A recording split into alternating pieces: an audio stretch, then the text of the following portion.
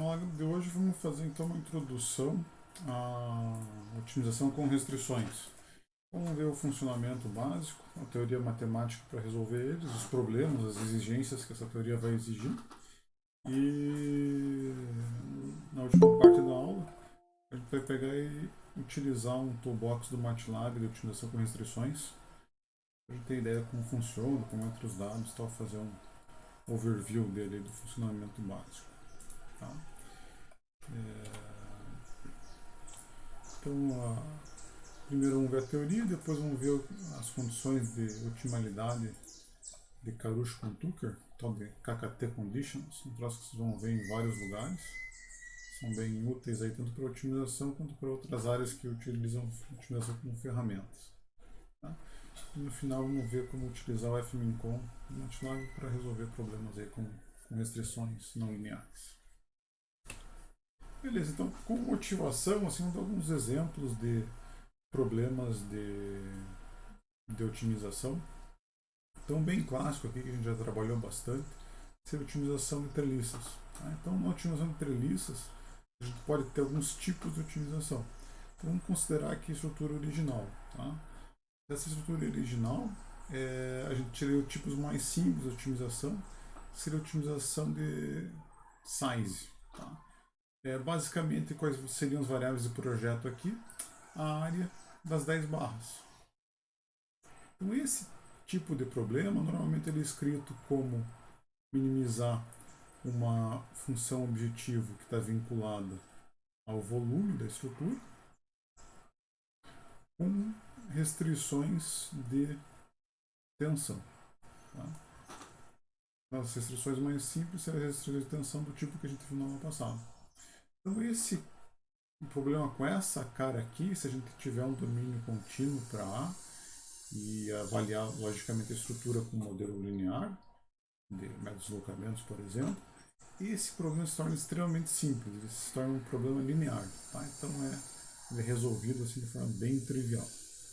Agora, se você incluir a posição de alguns nós como variáveis de projeto, por exemplo, agora nessa figura que a gente tem incluiu a posição vertical dos nós, dos três nós superiores como variáveis de projeto. Notem aqui, por exemplo, esse nó da esquerda superior, que estava na posição ali entre 9,5 e 10, ele pode ser modificado. Tá? Então, quando a gente adiciona a posição dos nós, a gente adiciona variáveis de forma, de shape. Tá? Então, o problema com essa cara, a gente teria além das áreas das seções transversais como variáveis de projeto, a gente também teria a posição de alguns nós. Tá? Então esse problema aqui ele já deixa de ser linear. Então ele já começa a ser um problema de otimização não linear e a gente vai ver um conceito mais para o final da aula. Também ele passa a não ser convexo, que é um problemão em termos de otimização. Tá? E o caso mais complicadinho é o seguinte, que além da gente ter as variáveis das barras e da posição de alguns nós, a gente também tem o tipo de variáveis de topologia. Na prática, o que significa? A gente pode deletar barras e nós da estrutura. Então você pode ver que para essa estrutura aqui, por exemplo, esse nó aqui ele foi deletado junto com as três barras conectadas a ele. Tá? Então esse problema já se torna bem marrento. Além de tudo isso aqui, ele acaba sendo, em teoria, um problema discreto também. Tá? Você vai poder deletar os nós e barras. Tem como resolver por gradiente isso aqui, mas se torna cada vez mais complicado. Então a ideia, assim, se fosse utilizar um algoritmo heurístico, nesse problema de size não faria sentido, porque é um problema muito simples. É como se estaria matando lá uma mosca com uma bazuca. Você vai matar a bazuca para uma coisa mais complicadinha, uma coisa desse tipo aqui. Tá? Então, vocês estão lendo um artigo, você vê um problema que está minimizando o volume de treliça com variáveis de área, utilizando heurísticos, o cara está fazendo coisa errada. Tá? Então, a ideia é a gente sempre utilizar heurísticos nos problemas mais complicados. Tá? Então, venho para esse cara aqui. Na prática, o que seria mais interessante? A gente teria problemas com essa cara aqui, ou seja, size, shape, topology, e ainda, quando a gente vai, por exemplo, colocar restrições de norma, elas deixam de ser contínuas. Tá? Então tem norma lá que vai exigir que se use uma equação para um intervalo lá entre de resistência e outra equação para outro intervalo. Então as próprias funções de restrição deixam de ser contínuas. Sem contar que, para problemas reais, esse A também deixa de ser uma variável contínua. Ele passa a ser pertencer a um conjunto discreto, onde ele vai, seus valores lá vão vir retirados de uma lista de perfis. Beleza? Então o problema de treliças é legal porque ele começa do mais simplesinho, um problema linear, e vai estar até o mais complicadão lá, que seria de otimização de size e shape topology, com variáveis discretas para as áreas, contínuas para as posições dos nós, e ainda podemos colocar aqui restrição de flamagem, de frequência natural, que deixa o troço bem complicadão. Tá? Então essa é a parte legal das treliças. Ela nos proporcionam problemas bem desafiadores para serem resolvidos. Temos a aplicação prática disso. Aqui um exemplo, otimização de torres de transmissão de energia. Então, dentro do core tem uma linha de pesquisa bem estabelecida, com bastante gente trabalhando, que é o desenvolvimento de métodos baseado nesses caras aqui que a gente começou com treliça, só que para estruturas reais. Beleza? Então fica bem bacana o problema. E aqui dá para se pegar nesses artigos nessa área de utilização de torres, dá para ver bem o ganho que você tem quando você passa só de size para size shape, principalmente quando você passa de size shape para incluir topologia também. Tá? Logicamente, com estrutura real, vai aparecer um monte de problema lá dentro para ser resolvido, e é isso que a linha de pesquisa vem fazendo nos últimos anos. Outro caso legal de aplicação prática em engenharia civil seria a utilização de pontes de concreto e aço. Também entra um monte de coisa de variáveis, restrição de norma, variável discreta, perfil que vem de lista. Então, esse tipo de problema fica bem palpável para algoritmos heurísticos e bem viável para otimizar, utilizando métodos baseados em gradientes, que é o que a gente está vendo aqui nessa aula de hoje. Beleza? Então, feita a motivação, a gente mantém a mesma notação e vamos para aula, o conteúdo da aula de hoje. Então, a formulação geral que a gente viu para o problema de otimização é essa que está dada aqui. Como é que a gente fez a aula passada? A gente deletou as restrições. Tá? Então, nessa aula que a gente vai fazer, vai ver como lidar com esses caras aqui. Tá? Para simplificar, vamos manter primeiro somente as restrições de igualdade. Então, vamos pegar e vamos deletar as restrições de desigualdade do nosso problema. Então, quando a gente faz isso, o problema que a gente quer resolver é esse aqui. Então, basicamente, o que acontece? Você vai minimizar uma função, uma restrição de igualdade. O que significa isso em termos de espaço de projeto, espaço admissível, etc. Aqui nessa figurinha a gente tem uma função 2D. Essa função é uma função aqui de um círculo, ou seja, quanto mais longe de qualquer ponto vá aqui desse ponto do centro do círculo e meio, maior é o valor da função objetivo. Ou seja, a gente quer minimizar o valor da função objetivo. Ou seja, se o problema não tivesse restrições, o ótimo estaria bem em cima desse ponto que eu desenhei aqui. Em x1 igual a meio, x2 igual a 1,5. Tá? Como tem restrições, e a restrição é de igualdade, restrições de igualdade vão ser representadas por linhas retas ou curvas. Tá? E o que é o espaço admissível lá do projeto? Vai ser qualquer ponto que pertença a essa linha. Então, nosso conjunto S lá, admissível, ele é formado para esse problema aqui da figura por essa linha que vai do ponto A até o ponto B. Então, o ponto ótimo tem que estar em cima dessa linha. Ou seja, o problema com restrições, o ponto ótimo deixa de ser aqui o mínimo do valor da função, e sim o que? O valor mínimo da função, desde que ele respeite as restrições. No caso da nossa figura, vem o ponto em cima da linha, que é, por acaso, aqui o ponto x1 igual a 1, x2 igual a 1. Beleza? Então, para restrições de igualdade, o nosso conjunto ótimo, o conjunto admissível, se resume a linhas. Beleza? Então, essa coisa que eu queria que vocês enxergassem o que se torna o conjunto admissível no problema com restrições de igualdade. Então vamos ver como lidar com elas dentro de um problema de otimização. O que a gente vai fazer? Na aula passada a gente viu como lidar com um problema sem restrições. Então vamos dar um jeito de transformar esse cara que a gente tem aqui num problema sem restrições. Como é que a gente vai fazer isso? Vamos dar um jeito de incluir as restrições de alguma maneira dentro da função objetivo. Como é que a gente vai fazer isso? Vamos fazer isso utilizando os multiplicadores de Lagrange. Então a gente vai construir uma nova função L, que a gente chama de Lagrangiano, que vai ser o quê? A nossa função objetivo original, mais constantes V que multiplicam as restrições. Tá? Essas constantes aqui são os tais dos multiplicadores de Lagrange. Beleza? Então aqui está essa nossa nova função L, o Lagrangiano do problema de otimização que a gente chama. Notem que se eu tiver bem em cima da minha restrição, se eu tiver no meu conjunto admissível, ou seja, em cima de qualquer ponto em cima dessa linha, o que acontece com esse termo? A minha função h vale zero, restrição está sendo obedecida, e o meu f e o meu l assumem o mesmo valor do f. Tá? Ou seja, se nós olharmos aqui para a figura, bem em cima do meu ponto ótimo,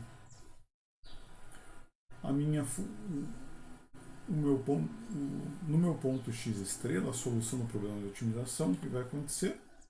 O valor de L é igual ao valor de F. Beleza? Porque esse termo vai a zero. Então, é como se a gente estivesse resolvendo agora um problema sem restrições com essa nova cara, com esses multiplicadores de Lagrange. Então, o que a gente aprendeu a fazer no problema de otimizações sem restrições? A gente queria minimizar a função f, ou seja, a gente fazia o gradiente dela em relação às variáveis do projeto ser igual a zero. Só que aqui a gente introduziu esses multiplicadores de Lagrange, ou seja, a gente introduziu novas variáveis ao nosso problema. A nossa função L depende tanto de x quanto de v. Então a ideia é a gente resolver agora o problema da otimização fazendo o nosso Lagrangiano ser estacionário tanto em relação a x quanto em relação a v. Ou seja, vai ser o gradiente de L em relação a x tem que ser igual a zero e o gradiente de L em relação a v também igual a zero. Então a condição de otimalidade para esse novo problema sem restrições é essa. É fazer L ser estacionário tanto em relação a x quanto em relação a v. Então basicamente o que a gente tem, derivada parcial de L em relação a x, a gente tem essa expressão aqui da equação 7, e derivada parcial dela em relação aos v's, a gente tem aqui a equação 8. Beleza?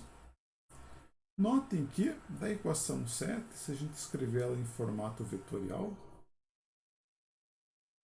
que a gente vai encontrar? Que o gradiente da função objetivo está na mesma direção do gradiente das restrições. Então, no ponto ótimo, o gradiente da função objetivo está na mesma direção do gradiente das restrições e a constante de proporcionalidade entre eles é dada pelos multiplicadores de Lagrange. Tá? A gente vai resolver um probleminha e vai checar se essa condição de fato acontece. Beleza? Então vamos ver aquele problema que apareceu na figura uns slides atrás. Então aquela função objetivo que estava plotada lá é exatamente essa função f que é dada aqui. Então é x1 menos 1,5 ao quadrado mais x2 menos 1,5 ao quadrado. Tá? E aquela restrição que lia da linha A até a linha B é dada por essa equação H. Beleza? Então qual que é o procedimento de solução? Primeiro vamos escrever o lagrangiano do problema. O lagrangiano do problema o que era?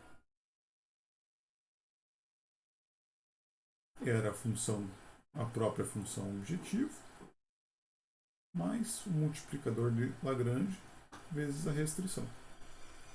Tá? Então, fazendo isso, a gente vai ter lá a função objetiva mais V que multiplica a minha restrição h de x. Beleza?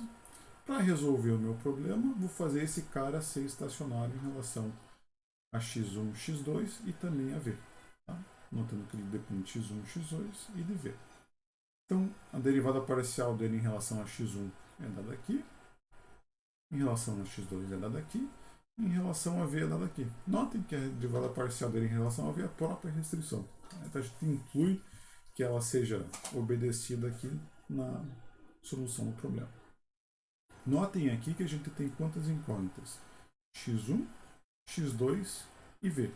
E temos três equações. Como o problema é bem simples, notem também que é um problema linear. A gente tem essas três equações aqui estão formando um sistema de equações linear para ser resolvido.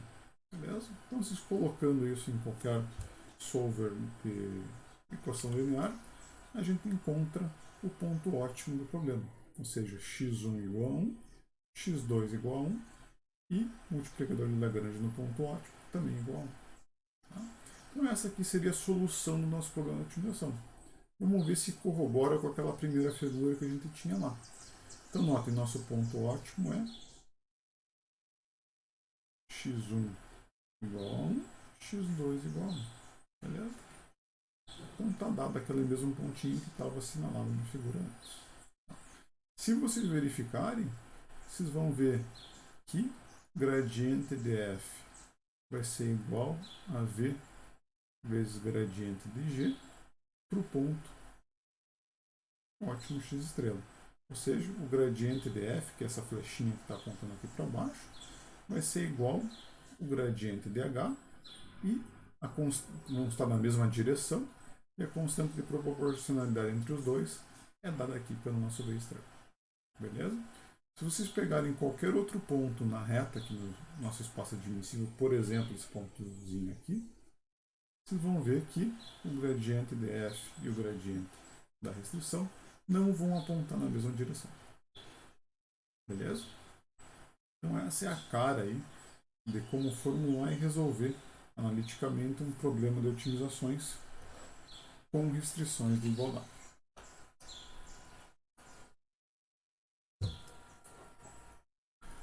Só que como a gente viu nos nossos exemplos, até intuitivamente, restrições de igualdade não são muito comuns para problemas, por exemplo, de projeto estrutural.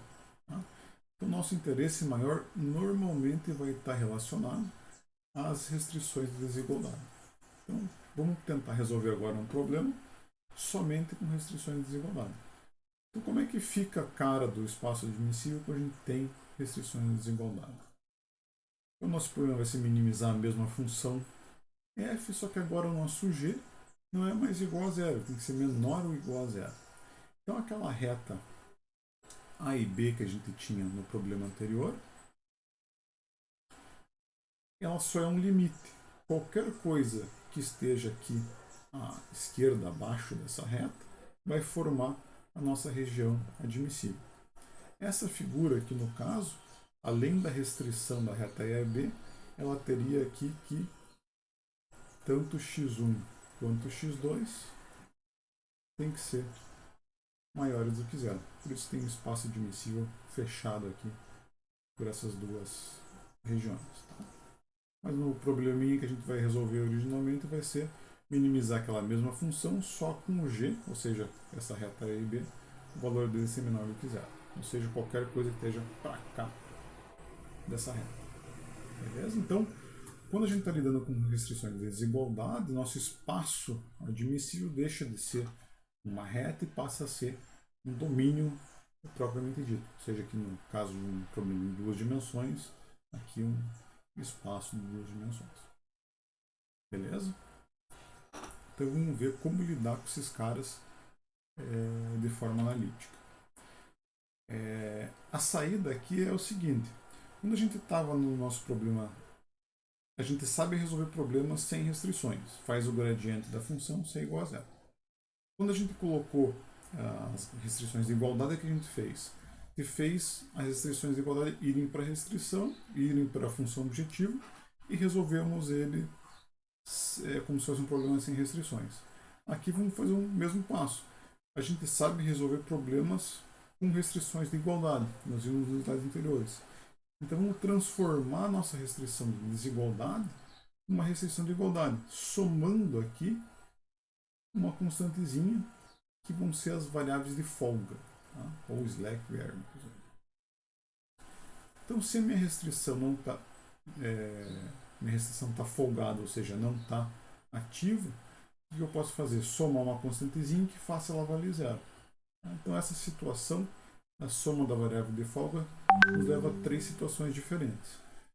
Se a nossa variável de folga for maior do que zero, a restrição é chamada inativa, ou seja, eu estou longe da minha restrição. Graficamente, seria qualquer ponto onde a restrição está sendo obedecida. Por exemplo, os pontozinhos que eu estou desenhando aqui.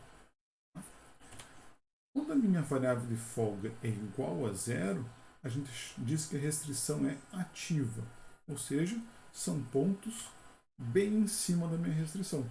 Então, qualquer ponto em cima da minha reta A e B aqui, ele nos diz que a restrição é ativa, a folga é zero, ou seja, o S é igual a zero.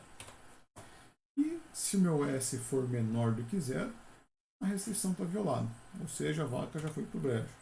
Em outras palavras, qualquer ponto da minha restrição não é obedecido, qualquer ponto aqui à direita, acima da minha linha. Beleza? Então, no nosso caso, a gente quer lidar com pontos ou que a restrição esteja inativa ou ativa, nunca violada. Beleza? Então, vamos tentar reformular nosso problema junto com a utilização da nossa variávelzinha de folga. Como a gente vai ter que diferenciar as coisas, etc., por conveniência, a gente pega e reescreve ela como dessa forma. Então, ao invés de só somar o S, vamos somar o nosso S ao quadrado. Beleza? Notem que com essa cara que ele tem agora, a gente já sabe lidar com a restrição, porque ela passa a ser uma restrição de igualdade. Então, basicamente, o que a gente vai fazer? Vamos pegar, multiplicar isso aqui por um multiplicador de Lagrange e incluir dentro da nossa função objetivo, que é o que está feito aqui. Então, o nosso lagrangiano para restrições de desigualdade vai ser formado pela nossa função objetivo original, mais o somatório das multiplicadores de Lagrange das nossas restrições de desigualdade, vezes a restrição mais as variáveis de folga. Beleza? Então aqui está a cara do lagrangiano para restrições de desigualdade. Então aqui uma coisa, eu vou falar agora, depois a gente vai verificar depois, que para a gente interessa somente esses dois casos, restrição inativa ou ativa. Tá? Então, desses dois casos, o que vai acontecer? Se a nossa restrição estiver inativa, o nosso multiplicador de Lagrange vai valer zero. Se a nossa restrição estiver ativa, se a nossa isso mesmo. Se a nossa restrição estiver inativa, o multiplicador de Lagrange vale zero e o S vale alguma coisa maior do que zero. Se a nossa restrição estiver ativa, o nosso multiplicador de Lagrange é diferente de zero e o S igual a zero. Tá? Então, por caso de restrições de desigualdade, o nosso multiplicador de Lagrange ele é sempre maior ou igual a zero. Tá? Já vai ver daqui a pouquinho por quê. Então, com essa nova formulação, o nosso Lagrange não depende tanto de x, quanto de u, quanto de s. Tá? Então, quanto mais restrições a gente tiver, mais variáveis para resolver dentro do problema de otimização que vai ter. Beleza? Então, cada restrição de desigualdade adiciona duas novas variáveis ao problema. Um multiplicador e uma variável de folga. Então, a condição de otimidade para esse tipo de problema é fazer o hélice estacionário em relação a x, a u e a s. Tá? Então, aqui, em relação a x, em relação a u, e esse último carinha aqui, que é derivado em relação a s, são um troço que a gente vai chamar de condições de troca.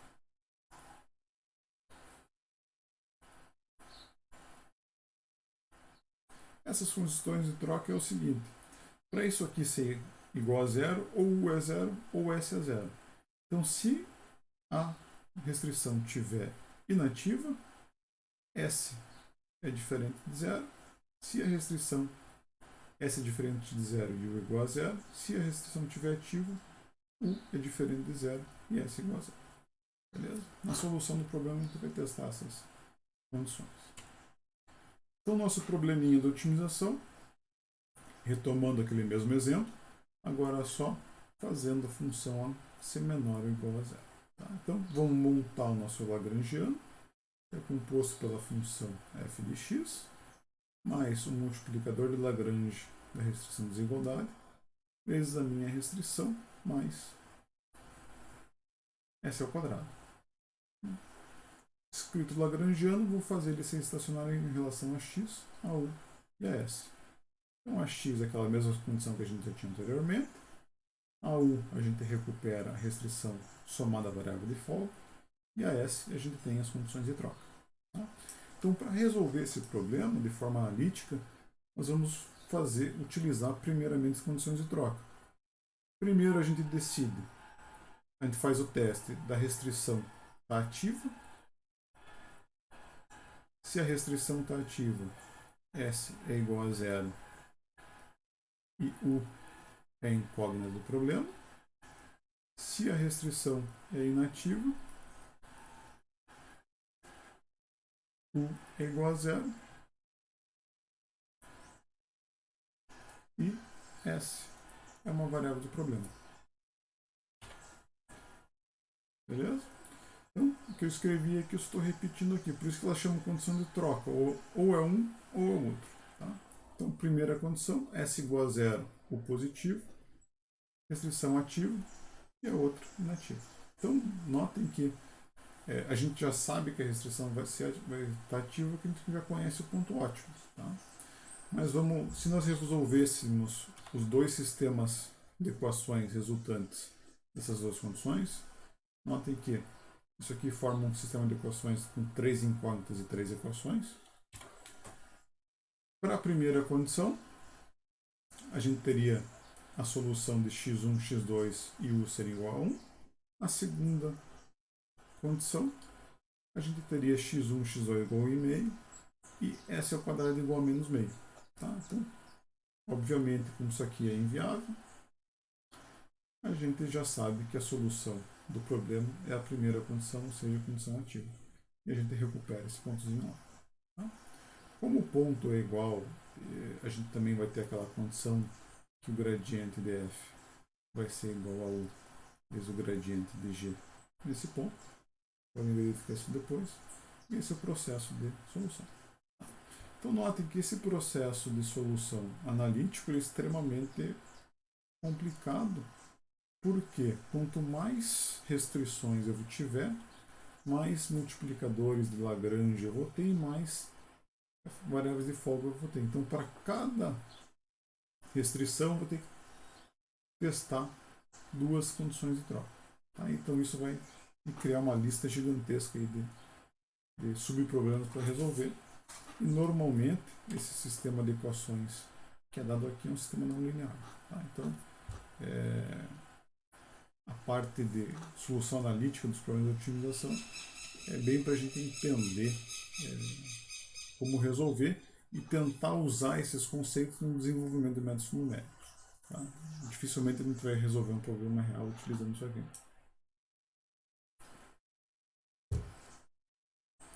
Juntando todo mundo, ou seja, restrições de desigualdade e igualdade que a gente viu aqui na aula de hoje, a teoria de otimização geral para problemas sem restrições ela é dada pelas condições de otimalidade de Karush-Kuhn-Tucker, do KKT Conditions. Tá? Então você vai aparecer em vários lugares.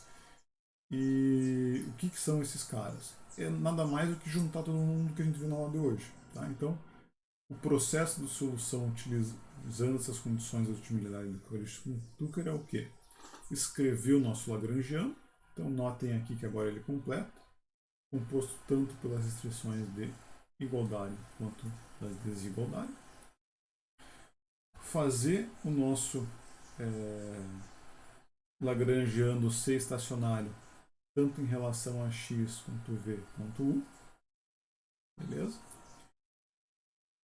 Verificar as condições as restrições de desigualdade, ou seja, testar todas as condições de troca. Nas condições de troca, ver se alguma não faz sentido físico, que nem fez o nosso problema aqui, um valor ao quadrado ser igual a menos 1, não tem número imaginário no nosso problema. Ou mesmo verificar se os nossos multiplicadores de Lagrange das restrições desigualdades são todos positivos. Se tiver algum negativo, não é uma solução do problema, então pode descartar. E por fim, a gente tem que também checar a regularidade do ponto ótimo. Tá? A gente tem que ver se o gradiente de todas as restrições ativas são linearmente independentes. Então, notem, aqui é um processo bem moroso, a gente vai precisar para resolver gradiente de todo mundo, tanto da função objetiva como todas as restrições, e no final ainda verificar se esse ponto é encontrado, se o gradiente das restrições ativas é linearmente independente. Isso aqui é uma exigência que a gente não pode ter um número de restrições ativas maior do que o número de variáveis do problema, senão a gente não consegue gerar esses caras aqui linearmente independentes. Beleza? Então, as condições de KKT é a gente fazer esse processo inteiro. Tá? Basicamente o que a gente fez anteriormente, só que agora para um problema geral, tanto com restrições de desigualdade quanto restrições de igualdade. Tá? Esse cara é útil quando a gente consegue mostrar que o nosso problema de otimização é convexo. Tá? Eu vou definir o que é um problema de otimização convexo. Se a gente tiver um problema de otimização convexo, as condições de KKT elas são tanto necessárias como suficientes para o ponto ser um ponto de ótimo. Então, para um problema convexo, se a gente resolver obedecer as condições de KKT, a gente tem o ótimo global do nosso problema de otimização. Beleza? Então, o céu para esse tipo de problema, ou seja, quando você quer utilizar as condições de KKT ou métodos baseados em gradiente, é ter um problema de otimização convexo. Mas o que é um problema de condição? Um problema de otimização convexo é quando a função objetivo e as restrições de desigualdade são convexas e as restrições de igualdade são lineares. Beleza, restrição de igualdade linear a gente já sabe o que é, mas o que é uma função ser convexa? Uma função ser convexa é ela obedecer essa condição aqui. Tá? Ou você mostrar que a hessiana dessa função em todo o seu domínio é positiva definida. Visualmente, o que quer dizer isso? Essa equaçãozinha aqui, visualmente, é que uma função é convexa se você consegue ligar dois pontos. Ligando, se você traçar dois pontos na função, por exemplo aqui, ponto D1, ponto D2, e traçar uma reta entre eles. Se essa reta não cruzar a tua função, ela é uma função convexa. Então, notem, essa função que está plotada aqui, se você limitar o teu domínio entre, por exemplo, 0 e 6, ela é uma função convexa. Você pode escolher qualquer dois pontos entre 0 e 6 e traçar uma reta entre eles, a reta nunca vai cruzar a própria função. Ou seja, a gente obedece esse cara e matematicamente a gente consegue mostrar que a matriz hessiana é positiva definida em todo o domínio. Só que, se você definir o teu domínio variando de 0 a qualquer coisa maior do que 6, nem está aqui, por exemplo, de 0 a 18, se eu escolher qualquer pontinho desse lado, por exemplo, o ponto D3, a reta entre os dois pontos está cruzando a função. Então a função deixa de ser convexa. Beleza? Então, para você a garantia da otimidade, usar com toda confiança as condições de Karush-Tucker, a função objetivo e as restrições de desigualdade têm que ser convexas, assim como as restrições de igualdade têm que ser lineares. Porque lineares, se tiver uma linha reta, se sua restrição de igualdade não for linear, for uma curva, automaticamente você já não pode passar uma reta entre dois pontos e ela não vai pertencer lá ao teu espaço admissível. Tá? Então, é uma restrição que tem que ser obedecida também. Beleza? Então, basicamente, num problema de otimização matemática, a gente exige que todos esses caras sejam convexos e a gente precisa sempre de valor de f, gradiente de f, valores de g, h e também dos seus gradientes. Então, nota que a gente exige um monte de coisa na nossa função, tanto objetiva quanto de restrições. A solução desses caras sempre tende a ser um troço bem complicado, assim, quando a gente está muito perto de problema, ou quando está resolvendo problemas próximos da realidade. Beleza? A ideia geral que eu queria dar é essa. Ou seja, sempre que você tiver um problema convexo, você vai utilizar gradientes para resolver. Se ele não for convexo, aí a conversa já muda. Já passa aí para algoritmos heurísticos ou algo diferente, pelo menos na versão clássica aqui dos métodos matemáticos.